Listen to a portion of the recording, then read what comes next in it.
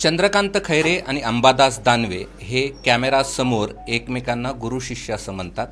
मात्र जसाच कॅमेराच्या ते बाजूला होतात त्यानंतर एकमेकांच्या विरोधात कारवाया करतात असं साधारणपणे पाहायला मिळतं. करत नाही. गेल्या निवडणुकीमध्ये हे एकमेकांच्या विरोधात तिकिटाची घोषणा झाल्यानंतर होते. मात्र या निवडणुकीत तिकीट घोषणा होण्याच्या आधीच एकमेकांच्या विरोधात त्यांनी बोलायला सुरुवात केलेली आहे. आपल्यासोबत गुरु आहेत, जे स्वतःला गुरु म्हणतात दानवेंचे, चंद्रकांत खैरे. तुम्हीच त्या ठिकाणी त्यांची मुलाखत घेतली होती इथेच. मग त्यांनी सांगितलं मी शिष्य आहे आणि ते गुरु आहे माझे. पण निवडणुकीच्या काळात जिथं खरं तर गुरुदक्षिणा द्यायची असते त्याच ठिकाणी गुरूंच्या विरोधात आज सकाळी त्यांनी पत्रकार परिषदेमध्ये बोलायला सुरुवात केली आणि चंद्रकांत खैरे हे मला नेहमीच टाळतात अशा प्रकारची भूमिका त्यांनी घेतली. मी कधीच टाळत नाही.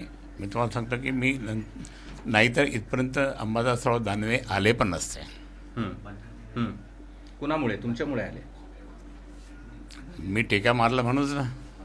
मी त्यांना मातोश्रीत घेऊन सगळीकडे घेऊन म्हणूनच ना इथपर्यंत सपोर्टच केला ना मी.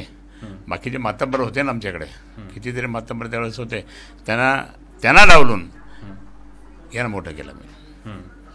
बरं, मोठं केलं म्हणजे काय केलं? मोठं केलं म्हणजे त्यांनी त्याला असं वाढत त्याने पॉलिटिकल त्याला जबरदस्त एक मोटिवेशन दिलं.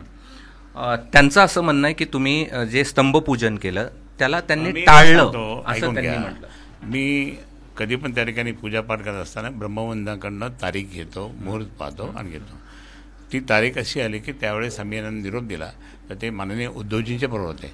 उद्धवजींच्या बरोबर असणं महत्त्वाचं आहे. हे काही नाही, हे तर आपलं पूजा कधी पण करतो.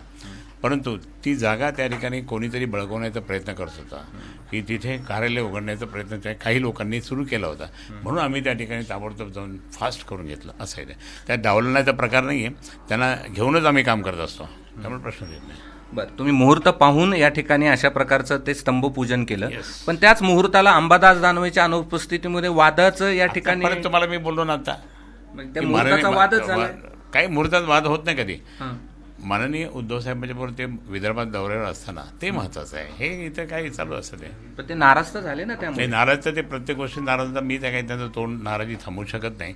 ते करतात, ते करू द्या. पण मला त्या ठिकाणी हे कुटुंब आहे, आमचा परिवार आहे. शिवसेना परिवार माननीय बाळासाहेबांनी स्थापन केलेला आहे आणि त्या परिवारामध्ये त्याला मी स्पष्ट सांगतो की उद्धवसाहेब असतील, आदित्यसाहेब असतील, आम्ही सगळे शिवसैनिक पदाधिकारी आम्ही एक कुटुंब म्हणून काम करतो. आता कुटुंबात थोडं कुटकुट होतं ना, मग त्यावेळेस तसं होतं. परंतु आम्ही सगळे ज्यावेळेस प्रमुख माननीय उद्धवजी आहे, आता उद्धवजीने जे आदेश दिला तो पाळत असतो. असं एक कुटुंब संकटात आहे. या संकटाच्या कुटुंबात हे खडखड कशा? सांगतो कुटुंब संकटात आहे, शिवसेना संकटात आहे. चंद्रकांत खैरेंनी माननीय उद्धवजींना खांद्याला खांदा लावून त्या ठिकाणी त्यांच्या बरोबर काम केलं आता. आणि मी इतकं हे केलं नाहीतर मग हे शिंदे वगैरे इतके मातब्बर मोठे पैसेवाले ते तर कधी काही केलं असतं. पण मी म्हटलं नाही, काय मी माझ्या उद्धव साहेबांच्या बरोबर राहीन. मी हे आता नाही, पहिले पण.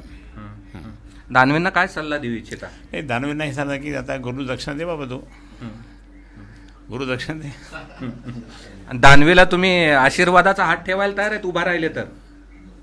त्याने गुरु शिष्य उभा राहिला तर तुम्ही आशीर्वादाचा हात ठेवायला तयार? मी काय सांगितलं, मी कडवट शिवसैनिक बाळासाहेबांचा आणि आदेश पाळणार आहे. माननीय उद्धवजींनी जे काही आदेश दिले ते आम्हाला मी पाळतो.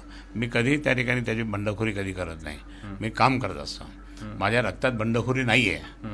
माझ्या रक्तात इकडे तिकडे जाण्याचं पण नाही आहे. माझ्या रक्तात त्या ठिकाणी प्रामाणिकपणा आणि माननीय शिवसेना प्रमुखाचा आशीर्वाद आहे. हा आशीर्वाद दिलेला तो आशीर्वाद माझ्या रक्तात आहे. हा आशीर्वाद म्हणजे तुम्हाला माझ्या रक्तामध्ये बंडखोरी नाही आणि अंबादास दानवेंच्या बंडखोरीची चर्चा याला काय जोडायचंय का? नाही, मी नाही बोलत. मी तो चांगला आहे, प्रामाणिक आहे, कडवट शिवसैनिक येतो अंबादास, पण त्यावेळेस तसं काही नाही. शेवटी कुणाला संभाजीनगरची उमेदवारी? माननीय उद्धवजी ठाकरेजी देतील ते जन. अंबादास की मला काहीच माहित नाही. अंबादास की तुम्ही? मला काहीच माहित नाही. अंबादास की तुम्ही? मला काहीच माहित नाही. जर जे आदेश देतील माननीय उद्धवजी तो शिरसावून मान्य करेल. एकमेकाचं काम करणार.